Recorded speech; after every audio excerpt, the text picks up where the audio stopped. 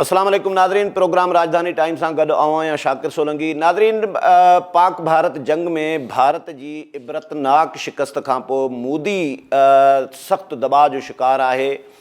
अवामी दबाव आहे मोदीअ ते। कल्ह जेका मोदीअ तकरीर कई उहा बि हुन जे दबाव जो उन में नज़र अचे पियो।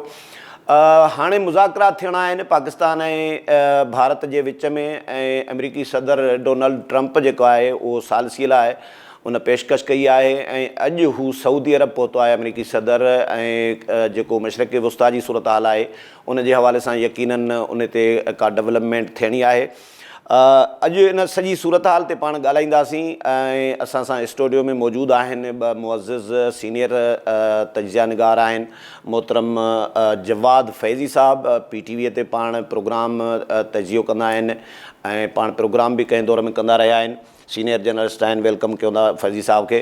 ऐं काशिफ़ रफ़ीक साहब जेको आहे उहो न्यूज़ 1 जा ब्यूरो चीफ आहिनि, सीनियर तजिया निगार, सीनियर जर्नलिस्ट आहिनि, उनखे बि वेलकम कयूं था। काशिफ़ साहब वेलकम आपको भी। फैज़ी साहब, मोदी जो दबाव का शिकार है, ख्वाजा आसिफ को अभी हम सुन रहे थे तो ख्वाजा आसिफ कह रहा है कि मोदी के दिन गिने जा चुके हैं कि वो जितना दबाव प्रेशर है, क्योंकि ये बदतरीन शिकस्त है, इबरतनाक शिकस्त है भारत की। काशिफ रफ़ीक का बड़ा अच्छा जुमला था कि पूरी दुनिया में मुसलमान मार खा रहे थे और ये पहला मुल्क है मुसलमान जिसने गैर मुस्लिमों को मार दी है। तो अब मोदी इससे कैसे निकलेगा? कोई पहलगाम टाइप फिर फॉल्स फ्लैग करके कोई पाकिस्तान पर इल्ज़ाम लगा के, या कोई और तरीका निकालेगा, या रिज़ाइन करेगा? क्या दबाव में से कैसे निकलेगा? बहुत शुक्रिया शाकिर सोलंकी साहब। मैं मुसलसल ये कह रहा हूँ कि हिंदुस्तान के हिस्से बखरे टुकड़े टुकड़े करने में मोदी का कलीदी किरदार है और अनकरीब देखिएगा इंशाअल्लाह। दूसरी बात रहेगी कि मोदी यकीनन हिंदुस्तान जिस कर्ब से गुज़र रहा है और फिर अवामी सतह पे जिस कदर हिंदुत्वा और फिर मोदी और उसकी शिद्दत पसंदियाँ हैं, उसमें ख़ुद हिंदुस्तानी अवाम जो हैं वो बदज़न हो चुके हैं। और फिर एक ऐसा कलंक का टीका उनके माथों पे सजाया गया है, उन्हें शिकस्त दे के, उनके अंदर घुस के मारने पे और उनके तैयारे तबाह करने पे, जिन पे बड़ा उन्हें इन्हसार था। और वो जो मोदी कहता था कि राफेल होता तो हम फिर ये करते, वो भी हमने मार गिराया। यानी राफेल एजेंसी और फेल हो गई। अब देखिए, मैं समझता हूँ कि जहाँ पे फ्रांस के लिए, रशिया के लिए, दीगर ममालिक के लिए हिंदुस्तान शर्मिंदगी का बायस बन गया है, और जिस तरह उन जो फ्रांस साख्ता या जो एयर डिफेंस सिस्टम रशिया का था, जिस कदर तनज़्ज़ुली हुई है, जिस कदर उनके शेर नीचे आ गए हैं, और हमारे थंडर ने तो कमाल कर दिया ना, और पूरी दुनिया ने देख लिया। यही वो DGISPR ने कहा था कि हम जब कुछ करेंगे तो हमें इंडियन मीडिया की ज़रूरत नहीं होगी, पूरी दुनिया देखेगी और गूंज पूरी दुनिया में सुनाई देगी। वो सुनाई दी। आपने मोदी की बात की, वो एक हारे हुए शख्स की तकरीर थी। कल मैंने मुसलसल वो देखता रहा, जिस तरह वो बड़बड़ा रहा था, जिस तरह वो उसे समझ नहीं आ रही थी कि मुझे करना क्या है। आपने कहा वो क्या करेगा? यकीनन हिंदुस्तान वो पाकिस्तान के ऊपर झूठे इल्ज़ामात की कोशिश करेगा, ड्रामा रचाएगा एक दफ़ा फिर। मगर जो मोदी का मुस्तकबिल है, मुझे लगता है कि मोदी ख़ुदकुशी कर लेगा और वो अपने आप को कुछ कर बैठेगा। जिस कदर वो नफ्सियाती दबाव का शिकार हो चुका है, उनकी अफवाज में टूट फूट सामने आ गई, उनकी फ़ौज टूटती हुई हमें नज़र आ रही है। उसमें इख्तलाफात हैं, उसमें जनरल्स लेवल के जो तबादले हुए, जो मुअत्तलियाँ हुई। और मैंने एक दफ़ा पहले भी ये कहा था कि दिल्ली के वसंत विहार पुलिस स्टेशन की FIR, अब मुझे ज़ुबानी याद नहीं है इस वक्त, लेकिन मेरे फ़ोन में है, वो अजीत डोवल के ख़िलाफ़ जो है कि एक मेजर के साथ मुबैना सेक्शुअल हरासमेंट का केस उसके ख़िलाफ़ हो गया है। लिहाजा जब उनके लीडर्स, जब नेशनल सिक्योरिटी के एडवाइज़र इस लेवल के मामलात में फंसे होंगे, वो फ़ौज आगे नहीं बढ़ सकती। और एक तरफ हम हैं कि हमने कहा कि इन्नल्लाह युहिब्बुल लज़ीना युक़ातिलूना फ़ी सबीलिही सफ़्फ़न कअन्नहुम बुनियानुन मरसूस।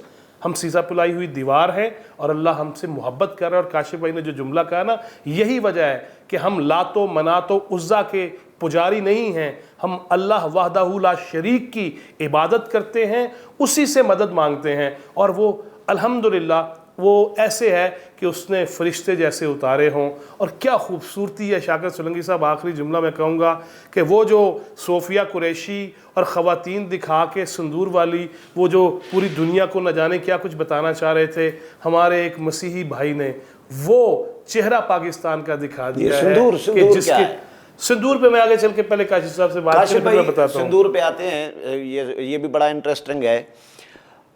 مذاکرات بھارت کہہ رہا ہے کہ کشمیر پہ تو نہیں ہم کریں گے, ہم کسی کی ثالثی بھی نہیں مانیں گے. وہ کہہ رہا ہے کہ جی کشمیر, مقبوضہ کشمیر کا تو قصہ پورا ہو چکا ہے, وہ تو کلیئر ہو چکا ہے, اب آزاد کشمیر متنازع علاقہ ہے, اس پر بات ہم کر سکتے ہیں, باقی نہیں تو مقبوضہ کشمیر پہ.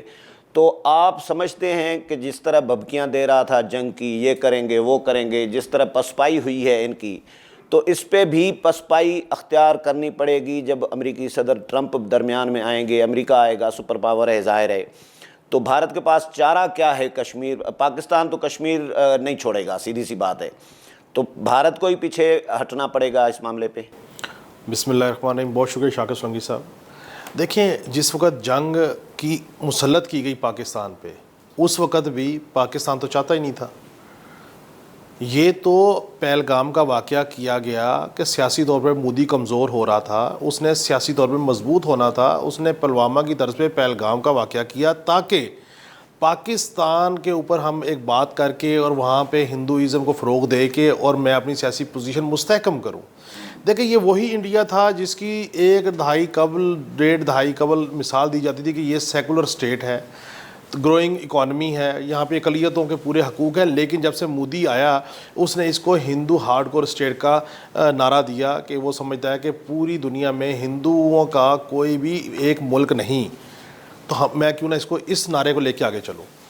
اب وہ پہلگام کا واقعہ جب مسلط کر دیا گیا, ہم نے ہر جگہ کہا, ہر فورم پہ کہا ہم انویسٹیگیشن کا حصہ بننے کو تیار ہیں, چیزیں دینے کو تیار ہیں, لیکن ہماری ایک شرط ہے کہ جو ہمارے ایویڈنسز ہیں اس کو بھی جو ہے انویسٹیگیٹ کیا جائے, جو ان کے ایویڈنس ہیں ان کو بھی انویسٹیگیٹ کیا جائے.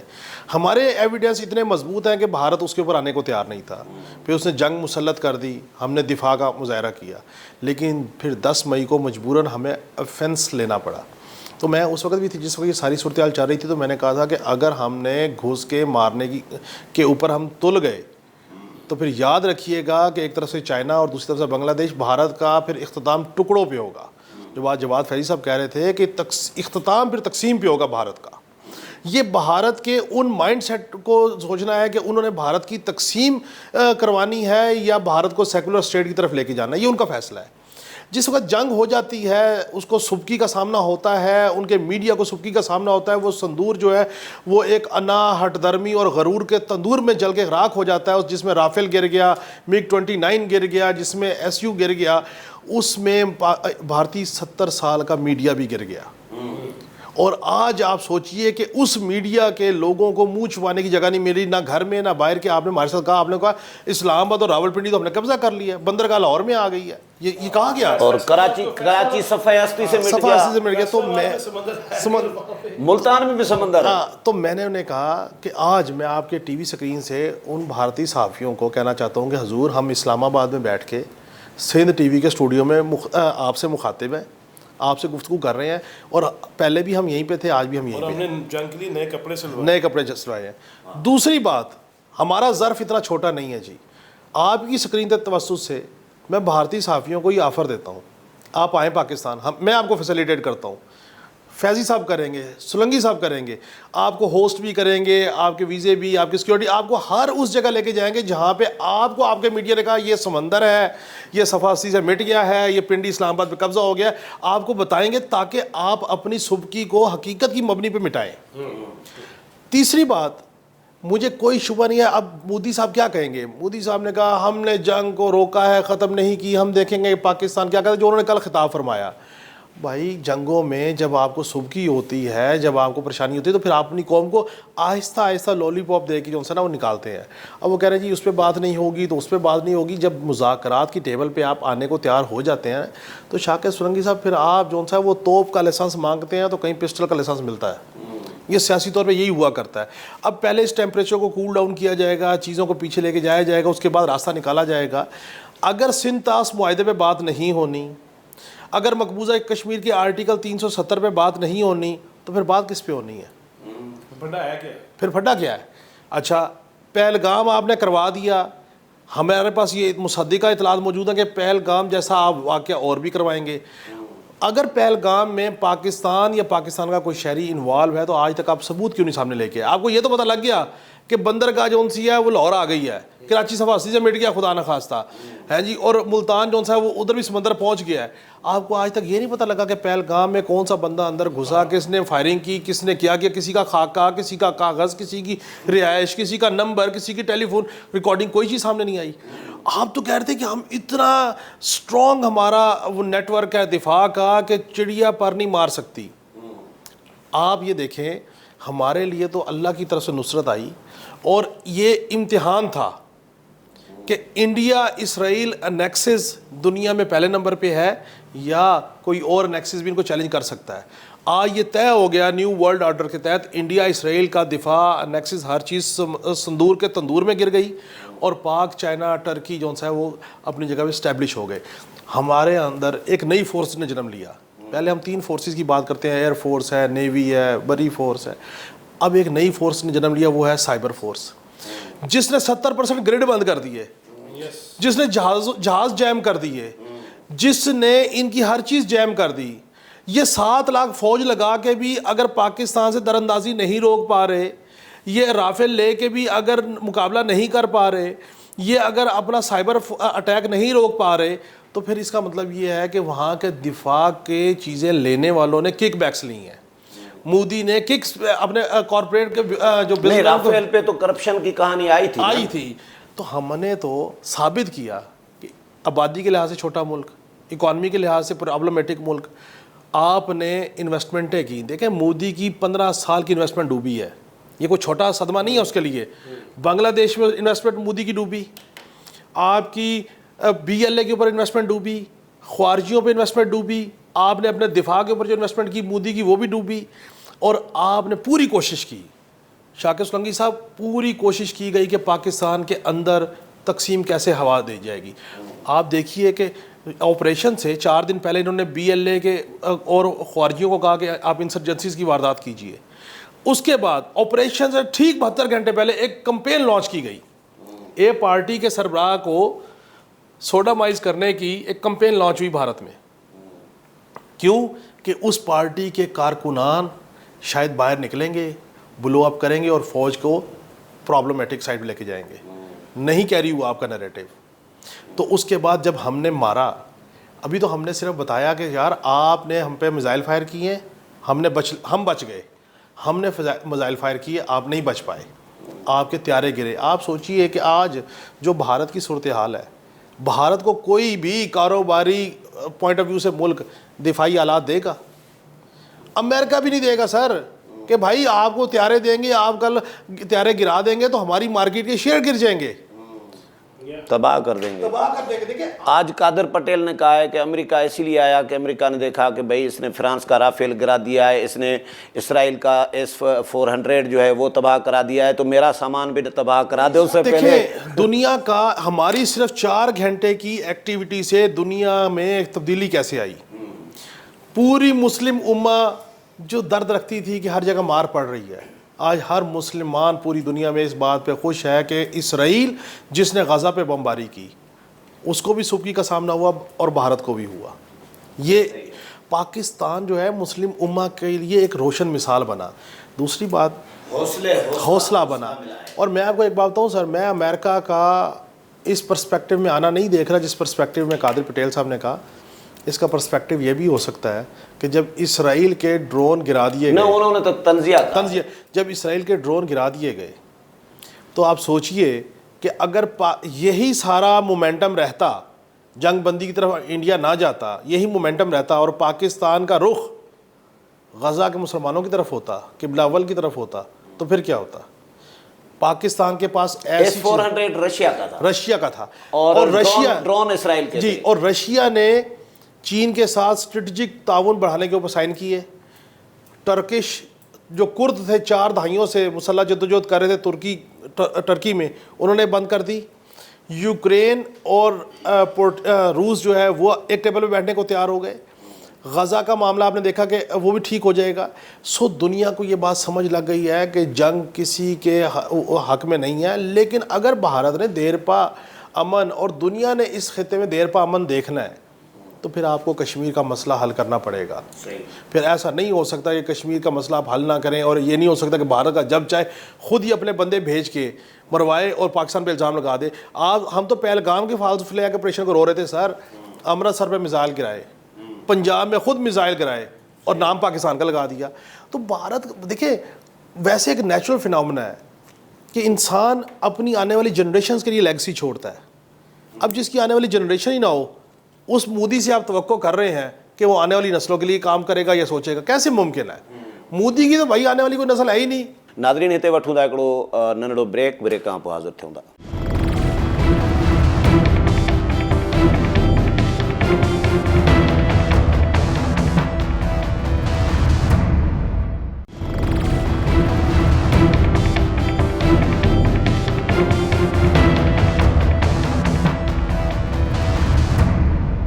Welcome back Nadreen Pak Bharat जंग ख़तम थी चुकी आहे ऐं हाणे मुज़ाकरात जो सिलसिलो जेको आहे उहो अॻिते वधिणो आहे.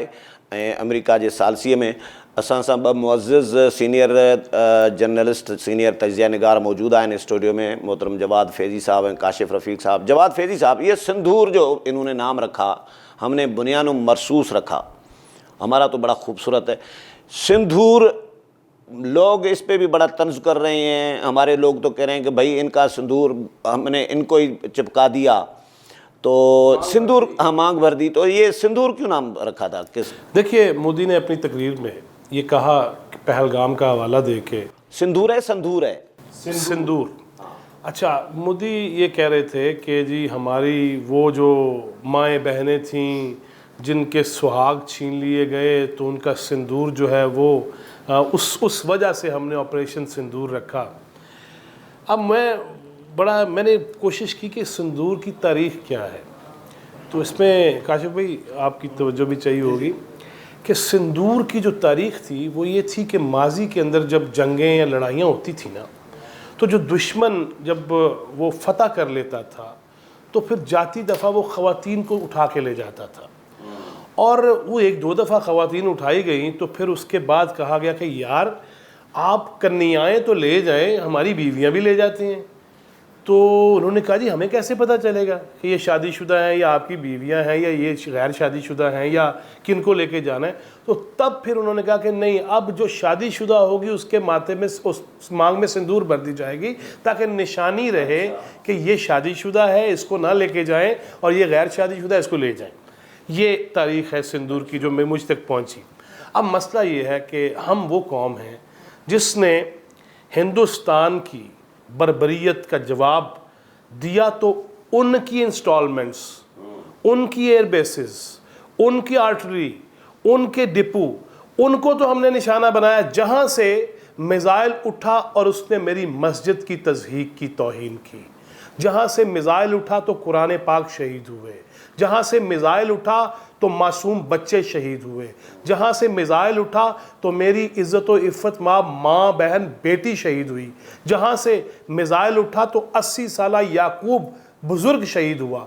हमने उन जगहों को निशाना बनाया, हमने उनकी सिंदूर या गैर सिंदूरी जो हैं उनको नहीं तंग किया, उनको नहीं छेड़ा. अब वो सिंदूर ना भी रखते तो हमें ये एहसास होता है कि हम किसी की जंग में भी किसी की इबादत गाह को नुकसान नहीं पहुंचाते, हम जंग में भी दरख्तों को अजनास को नुकसान नहीं पहुंचाते, हम जंग में भी ज़ईफ़ों को, ख़वातीन को, बच्चों को निशाना नहीं बनाते. और हमने ये साबित कर दिया कि हम आम जनता के पीछे नहीं आए, हम आम लोगों को नुकसान नहीं पहुंचा रहे. हाँ, जहाँ से ये शैतानत के वार हुए हैं, जो कैंप हैं, उनको उजाड़ के रख दिया. और क़यामत तक वो जनरल आसिम मुनीर साहब, हाफिज़ साहब ने कहा था ना कि तुम्हारी 10 नस्लें भी पाकिस्तान या बलूचिस्तान की तरफ नहीं देख सकती. अब इनकी 10 नहीं 20 नस्लें याद रखेंगी कि पाकिस्तान ने कैसा बदला लिया है, कैसा मुकाबला किया है. और पूरी दुनिया में, शाकिर साहब एक और भी बात आपको बताऊँ, क़यामत तक इंशाअल्लाह पाकिस्तान रहेगा, और क़यामत तक یہ جو ہم نے جیت حاصل کی ہے، فتح حاصل کی ہے، اور جو ہم نے پوری دنیا کو بتایا کہ تم مال و اسباب پہ اگر تکیہ کیے ہوئے ہو تو ہمارے جذبات وہ ہیں جو ہم ڈائریکٹ، حافظ صاحب ہمارے اور آپ بھی ماشاءاللہ اور ہم سارے اللہ کے قرآن سے سمجھنے کی کوشش کرتے ہیں اور تیقن کے ساتھ اللہ پہ انحصار کرتے ہیں. اور یہی وجہ تھی کہ ہم نے نہ صرف گھوڑے تیار رکھے، آج کے دور میں میزائل تیار کیے، ہم نے آج کے دور میں جدید ترین جو ہے لڑاکا طیارے، اور پھر ہماری ٹریننگ ایسی ہے کہ آپ نے دیکھا نہیں کہ کس طرح ہمارے پائلٹس نے بچ کے، اور کیسی نصرت تھی اور کیسی ٹیکنالوجی تھی اللہ تعالیٰ کی طرف سے جو ہمیں دی گئی کہ ہمارے طیارے ان کو نظر ہی نہیں آ رہے تھے اور ہم بمبارمنٹ کر رہے تھے، ہم ان کے پرخچے اڑا رہے تھے، ہم ان کی بلڈنگ کو یوں ہوا میں جو روئی کی طرح اچھال رہے تھے اور ان کو ہم نظر ہی نہیں آ رہے تھے. میں جو کہنا چاہوں گا وہ یہ کہ قیامت تک جو کانفلکٹ کے حوالے سے، وار زونز کے حوالے سے، لیٹسٹ جنگوں کے حوالے سے، یہ واقعہ، یہ معرکہ جو ہم نے انجام دیا ہے، یہ طالب علموں کو بھی پڑھایا جاتا رہے گا، اور قیامت تک جو سکولرز ہیں اس موضوع اور ٹاپک کے حوالے سے وہ بھی اس پہ ریسرچ بھی کرتے رہیں گے، تحقیق بھی کرتے رہیں گے، اور نت نئی چیزیں بھی آتی رہیں گی. ابھی کاشف بھائی آپ نے ایک بڑا جملہ زبردست کہا کہ اب بھارت کو کوئی ساز و سامان جنگی اپنا نہیں دے گا. یہ حقیقت ہے، کیونکہ جو جگہ سائی کرائی ہے فرانس کے طیاروں کی، جو جگہ سائی کرائی ہے رشیا کے S-400 کی، جو جگہ سائی کرائی ہے اسرائیل جو ظلم کر رہا ہے فلسطین میں، جو بڑی طاقت سمجھی جا رہی ہے اسرائیل کے میزائلوں کی، تو وہ بھارت کو اب سامان کون دے گا؟ اور جو چائنا کے اور جہازوں کی جو ظاہر پاکستان نے جو مان اونچا کیا ہے، تو اب تو پاکستان کی طرف دنیا دیکھے گی کہ ان کو سامان دیں بھائی، یہ ہماری پبلسٹی زیادہ بہتر انداز میں کر سکتے ہیں. دیکھیں میں آپ کو ایک بات بتاؤں کہ کلمے کی نام پہ بننے والے پاکستان کی حفاظت کا ذمہ بھی اللہ رب العزت کے ذمے ہے، اور انشاءاللہ اس کا کوئی بال بیگا نہیں کر سکتا. اور جس نے اس مادر وطن کے ساتھ بے وفائی کی ہے وہ ذلیل و خوار ہوا ہے، بھلے وہ اندرونی ہے بھلے بیرونی ہے. دوسری بات یہ ہے کہ میں یہ سمجھتا ہوں کہ یہ دنیا جو ہے نا، یہاں پہ ایک وار اکانومی جو ہے اس کا ایک فلسفی ہے کہ وار اکانومی سے پیسہ کمایا جاتا ہے. امریکہ بھی کماتا ہے، رشیا بھی کماتا ہے، پاکستان، سارے کماتے ہیں، کیونکہ اسلحہ بناتے ہیں، وہ بیچتے ہیں، لوگوں کا دفاع ہوتا ہے، اور مڈل ایسٹ اس کی سب سے بڑی بائنگ مارکیٹ ہے، سیلنگ مارکیٹ ہے. تو اب وہ ممالک جن کے پاس پیسہ ہے اور جو اپنا دفاع مضبوط تر کرنا چاہتے ہیں، ناقابل تسخیر کرنا چاہتے ہیں، انہوں نے اس وار کو بڑا باریک بینی سے دیکھا ہے. انہوں نے دیکھا ہے کہ کس کے پاس کیا چیز ہے جو ہمارے دفاع کو مضبوط کر سکتی ہے، کیونکہ پوری دنیا میں کہیں نہ کہیں کسی نہ کسی ملک کا کسی نہ کسی سے کانفلکٹ چل رہا ہے. سو میں یہ سمجھتا ہوں کہ اس ایپیسوڈ کے بعد پاکستان اور چائنا اور ٹرکی جن کے جو چیزیں یہاں پہ ہوئی ہیں، اور وار ٹیسٹڈ کی سٹیمپ لگی ہے. ایک ہوتا ہے کہ آپ نے کوئی اسلحہ بنا لیا، پھر وہ پوچھتے ہیں کہ یہ ٹیسٹڈ بھی ہے، پھر آپ کہتے ہیں یس وار ٹیسٹڈ. سو جو وار ٹیسٹڈ ہتھیارے ہیں، ہمارے اسلحہ ہے، ہماری سائبر کے لوگ ہیں، یہ وار ٹیسٹڈ ہو چکے ہیں. تو ہر ملک کی کوشش ہوگی کہ ہمیں ناقابل تسخیر دفاع چاہیے، اور وہ اس کا جو مین ہب ہے وہ خریداری وہ پاکستان یا چائنا سے الٹیمیٹلی ہوگی. لیکن آج ہم نے یہ سارا کام جب کیا تو میں سمجھتا ہوں کہ ہمیں ہر گفتگو میں ہر جگہ اس بات کا ہمیں ریپیٹڈلی ادا کرنا چاہیے کہ جس شخص نے پاکستان کا دفاع ناقابل تسخیر بنانے میں اپنا کردار ادا کیا، ان کو سلام پیش کرنا چاہیے. کہ وہ جو بھی تھے، وہ ڈاکٹر قدیر صاحب تھے، وہ ذوالفقار علی بھٹو صاحب تھے، ایون نواز شریف صاحب تھے، اور جو جس نے بھی کیا، کیونکہ اور پاکستان کی عوام کو جنہوں نے مہنگائی برداشت کی، چیزیں کی، ہر چیز کی. لیکن آج ان جملوں کو یاد کیجئے جب سپہ سالار حافظ آصف منیر صاحب کہتے تھے کہ جن قوموں کے پاس مضبوط دفاع نہیں ہوتا ان کا حال غزہ سے پوچھو، مقبوضہ کشمیر سے پوچھو، شام سے پوچھو. آج ہمیں اس بات کا احساس ہوا کہ ہمارا دفاع مضبوط تھا تو ہم نے اپنے سے کئی گنا بڑے ملک کو دھول چٹائی. سو ہمیں ان تمام اکابرین کو جنہوں نے اس میں قربانیاں دیں، اپنا رول ادا کیا، ان کو بلا شرکت غیر اور سیاسی صورتحال سے اوپر اٹھ کے ان کا شکریہ ادا کرنا چاہیے، سلام پیش کرنا چاہیے، اپریشیٹ کرنا چاہیے۔ پاکستان کے دفاع اس سارے معاملے میں اتنا اوپر چلا گیا ہے کہ پاکستان کے بارے میں لوگوں کو لگتا تھا 5th جنریشن وار میں پاکستان شاید اتنا مضبوط نہیں ہے۔ سائبر فورس نے جو کمال کر دکھایا ہے، آپ دیکھیں ہم کمبو ہو گئے، سائبر فورس، فضائیہ، نیوی، بری، یعنی کہ بارڈر سے لے کے ان کے گھر، میڈیائی اعتبار سے، یعنی کہ پاکستان کے میڈیا کی رسپانسبلٹی کو دنیا اپریشیٹ کر رہی ہے کہ انہوں نے تحمل کا مظاہرہ کیا، انہوں نے آپ سفارتی لیول پر، سفارتی لیول پہ کوئی فالس، اور یہ ایک سوچ تھی، ایک انٹیگریٹڈ سوچ تھی۔ فیضی صاحب، اب مودی جو دباؤ میں جو پہلے میں نے سوال کیا تھا، یہ اگر دوبارہ کوئی حرکت کرتا ہے پاکستان پر حملے کی، فوج کو، اپنی فوج کو کہے گا کہ پاکستان پر حملہ کرو، اب دوبارہ لڑائی کے لیے فوج تیار ہوگی مودی کی؟ پہلی بات تو یہ کہ اس انکار نہیں کر دے گی؟ اب دیکھیں وہ نہیں، اصل میں وہ حملہ تو اس طرح نہیں کریں گے، ہم پہ الزام لگانے کی کوشش کریں گے، جس طرح کاشف بھائی نے پہلے کہا اور ہم نے پہلے سیگمنٹ میں یہ بات کہی نا کہ وہ فالس فلیگ آپریشن کرے گا، پھر سے دنیا کو بتائے گا دیکھیں جی ایک تو ہمارے اندر گھس کے یہ دہشت گردی کرتے ہیں مبینہ طور پہ، اور اوپر سے ہمیں مارتے بھی ہیں، کٹتے بھی ہیں نا، تو وہ اب رونا روئے گا اور بہانہ تراشے گا، وہ کوشش کرے گا، وہ اس کی عادت میں ہے۔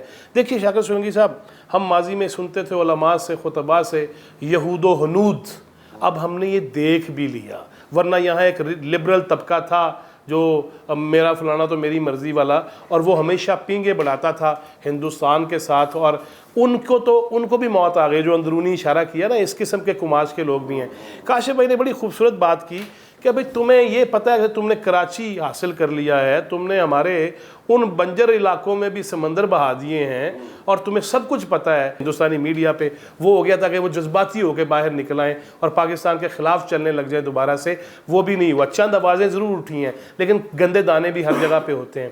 اس سے بڑھ کے میں ایک اور بات آپ کو بتاؤں، خاص طور پہ جب میں سنتا ہوں 1991 کاشف بھائی، ڈاکٹر اسرار احمد مرحوم، اللہ ان کی مغفرت فرمائے، ان کی میں ایک ویڈیو دیکھ رہا تھا 1991 میں، وہ کیا خوبصورتی سے بیان یہ کر رہے تھے کہ ساری قوتیں ایک طرف، اسرائیل، ہندوستان اور دیگر ایٹمی قوتیں ساری ایک طرف ہیں، ایک طرف پاکستان اکیلا اسلامک ایٹمی قوت ہے، لہٰذا پاکستان کو چین کے ساتھ اپنے راہ و رسم بڑھانے چاہیے، کیونکہ چین جو ہے وہ دنیا کی وہ واحد ایٹمی قوت ہے جس کا یہود و ہنود سے تعلق نہیں مذہباً، لہٰذا ان کا یہ کہنا تھا کہ پھر سیکھو ان سے، ان کے ساتھ اچھی تعلق داری بناؤ، اور وہ ہم نے بنائی ہر دور میں ہمیشہ، اور چین نے بھی ہمارا ساتھ دیا، لہٰذا اب ہمیں ان دوستوں کے ساتھ محبتوں کی زیادہ ضرورت ہے، ان دوستوں کے ساتھ ہمیں اشتراکیت کی زیادہ ضرورت ہے، اور میں نام لیے بغیر یہ کہوں گا، ایک بڑی تصویر وائرل ہو رہی ہے جب اس جنگ کے دوران ہمارے ایئر فورس کے مانیٹرنگ سیل کے اندر وہ جن کو مانیٹر کیا جا رہا تھا وہ ہندوستان کیا جا رہا تھا اور ایران کیا جا رہا تھا۔ اس کی وجہ یہ ہے کہ ان سرحدوں کو بھی استعمال کرنے کی سازشیں موجود تھیں کہ اگر خدا نہ خواستہ پاکستان یہ جواب نہ اس طرح سے دیتا تو پھر طرفین سے اور طرفین سے ہمیں جس طرح خوارج کو استعمال کرنے کی کوشش کی گئی، ابھی جس طرح کاشف بھائی یہ کہہ رہے تھے BLA والوں کی تو پریس ریلیز آ گئی کہ ہندوستان حملہ کرے اور ہمیں بتائے ہم ان کے فوجی یہاں پہ ہوں گے پاکستان کو توڑنے میں، لہٰذا وہ جو مانیٹرنگ سیل کے اندر جو ایران اور بارڈر اور ہندوستان اور افغانستان جس طرح کیا جا رہا تھا، ہمیں اب یہ عام چیزوں سے نکل کے اور مذہب کا نام لے کے بھائی کے چکروں میں پڑنے کی بجائے ہم یقیناً سب کو بھائی سمجھتے ہیں اور ہمیں ہمسایوں کے ساتھ بھی اچھے تعلقات چاہتے ہیں۔ ہم پہلگام میں بھی یہی پیشکش ہم نے کی تھی، تحقیقات کرا لیجیے، اور ہم نے تعزیت کی، افسوس کیا، مذمت کی، لہٰذا اب ہمیں یہ چاہیے کہ ممبر و محراب سے، امام بارگاہ سے، کسی جگہ سے جذباتی گفتگو کی ضرورت نہیں ہے، بلکہ ضرورت اس امر کی ہے کہ ہمارے دشمن ہیں کون۔ اس میں اسرائیل سامنے آ گیا، اس میں ہندوستان سامنے آ گیا، اس میں فتنۃ الخوارج کے جہاں اڈے ہیں وہ سامنے آ گیا، اور اس کے ساتھ جنہیں ہم مانیٹر کر رہے ہیں وہ کیوں کر رہے ہیں۔ ہمیں اب انے و محبت و پیار کی باتیں نہیں کرنی چاہیے، بلکہ اپنے ملک، اپنے وطن، دھرتی ماں کے حوالے سے سوچ کے پھر گفتگو کرنی چاہیے اور پھر اظہار محبت کرنا. صحیح. کاشف بھائی اب جو مذاکرات ہوں گے تو اس میں پاکستان کو دہشت گردی پہ یہ شرط رکھنی چاہیے کہ بھائی آپ بھارت میں کوئی بھی دہشت گردی ہوتی ہے تو آپ فوراً الزام لگا دیتے ہیں, آئندہ الزام لگانے سے پہلے تحقیقات کراؤ, غیر جانبدارانہ تحقیقات ہونی چاہیے, ثبوت پیش کرنے چاہیے, اس کے بعد کوئی ثبوت آئے پاکستان کے خلاف تو پھر بات کی جائے. اس طرح الزام فوراً نہ لگایا جائے جس طرح پہلگام کا 10 منٹ میں لگایا تھا. یہ شرط رکھنی نہیں چاہیے. دیکھیں شاکر صاحب, دہشت گردی کا واقعہ ہو تو سب اس کی مذمت کرتے ہیں, لیکن ایک واقعہ کروایا گیا ہو اور اس کے پیچھے سیاسی مقاصد ہوں تو اس کا تو کسی ٹائم کچھ بھی ہو سکتا ہے. وہ تو اس کی اپنی عوام بھی کہہ رہی ہے. میں یہی گزارش کر رہا ہوں, دیکھیں میں تو یہ ایک بات کہہ رہا ہوں کہ بھائی دنیا کے لیول پہ سیکرٹری جنرل کو بھی کہا, وزیر اعظم شہباز شریف صاحب نے, ہم نے کہا دنیا میں آپ دو جو آپ کی مرضی کے نیوٹرل کنٹریز ہیں ان کے انویسٹیگیٹرز کو لے لیں. انہوں نے کہا جی آپ اپنے ثبوت دے دیں, پاکستان اپنے ثبوت دے دیں, انڈیا اپنے ثبوت دے دے, آئیں اوپن چیلنج ہے کہ کر لیں انویسٹیگیشن.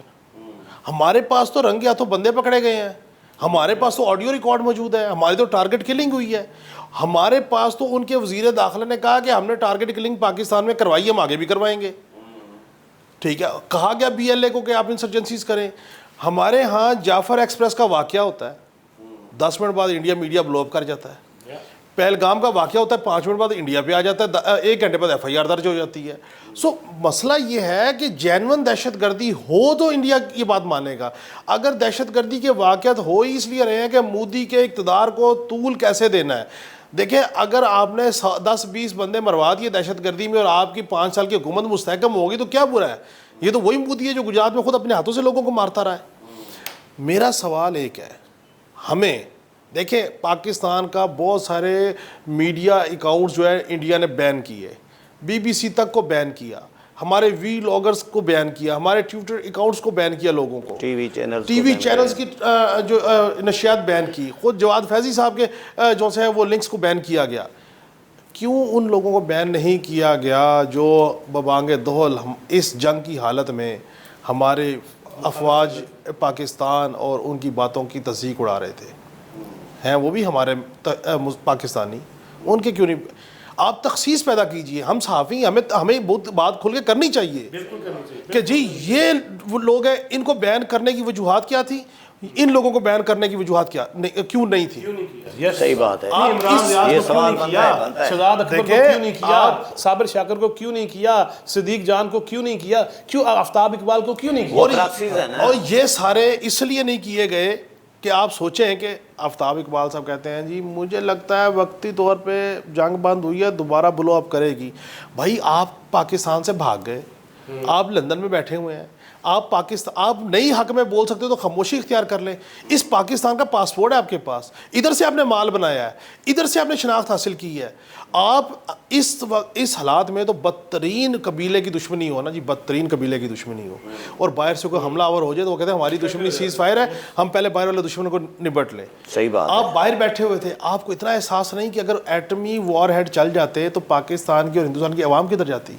آپ تو یو کے بیٹھے ہوئے, آپ نے تو بڑا آسان, حالانکہ آپ ٹھٹھے لگا رہے ہیں, آپ کہکے لگا رہے ہیں, آپ کہہ رہے ہیں اب یہ بھی ہو گیا, اب یہ بھی ہو گیا. اور آپ یہ دیکھیں کہ اتنا بغض ہے کہ وہ اس جنگ کو جیتنے والے 3 شخصیات, آرمی چیف, نیول چیف اور پاک فضائیہ کے چیف, قوم ان تینوں کا جشن منا رہی ہے, اور وہ تینوں کے اندر تخصیص پیدا کرنے کی آج بھی کوشش کر رہے ہیں. ایسا ہی ان کی وجہ سے اکٹھے ہیں بھائی. اس لیے کہ یار انڈین میڈیا جھوٹ میں اس نے انتہا PhD کر دی, قبضے کرا دیے, ملک توڑوا دیا, پھر بھی اپنی عوام اور اپنی فوج کا جوش جذبہ اوپر لے کے جانے کے لیے.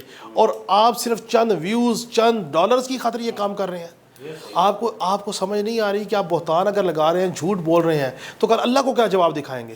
کیا اللہ یہ پوچھے گا کہ آپ کتنے ملین ویوز لے کے آئے, آپ کتنے ڈالر لے کے آئے؟ اللہ پوچھے گا آپ نے بہتان لگایا کہ نہیں لگایا, سچ بات کی کہ نہیں کی. اور اتنا ظرف نہیں ہے کہ آپ پچھلے 2 سال سے ملک کا دیوالیہ نکالنے کے چکر میں ہیں, ملک کے اندر تخریب کاری کو ہوا دینے کے چکر میں, اور ملک اوپر جا رہا ہے, اور پھر معافی بھی نہیں مانگتے. اور حب الوطنی کے ایمانی تقاضے پورے کیے ہیں کہ نہیں کیے؟ یہ بھی ہمارا ایمانی تقاضا. آخری میں ایک بات سنا دوں تاکہ سٹوری میں گانا بھی ہونا چاہیے. ہاں جی. وہ ہندوستان کا اس وقت وہ معاملہ ہے जिस तरह मेरे भाई काशिफ रफ़ीक साहब ने शुरू में कहा ना कि बांग्लादेश हो, उसमें इसने पाकिस्तान को तोड़वाने में जो मोदी ने खुद वहाँ खड़े होकर ऐलान किया था, आज अवामी लीग पे पाबंदी लग चुकी है। और वो हसीना तो नहीं थी, लेकिन बहरहाल उसका नाम हसीना है, वो हिंदुस्तान में बिठाई हुई है ना उसी मोदी सरकार ने। वो एक ट्रेन में बंदा बैठा हुआ था, एक सिंगल सीट थी, टिकट थी, और 4 वाली सीट पे यूँ नीम दराज होकर बैठा हुआ है। वो तो एक बंदा आया, वो बैठने लगा, उसने कहा तुम मुझे जानते नहीं हो मैं कौन हूँ। वो डर के पीछे हो गया। फिर थोड़ी देर बाद एक और बंदा आया, तो वो बैठने लगा, उसने कहा तुम मुझे जानते नहीं हो। वो भी डर के पीछे हो गया। तीसरा मालदीप आ गया, बांग्लादेश आ गया, श्रीलंका आ गया, मालदीप आ गया, वो आ गया आपका दीगर ममालिक, फिलिपाइन आ गया। अब फिर जब एक आया ना, तो उसने आगे कहा कि बैठने लगा, उसने कहा तुम मुझे जानते नहीं हो। वो बंदा भी आफस था आगे से, उसने कहा कौन है तू है? उसने कहा मैं बीमार हूँ। ठीक है ना।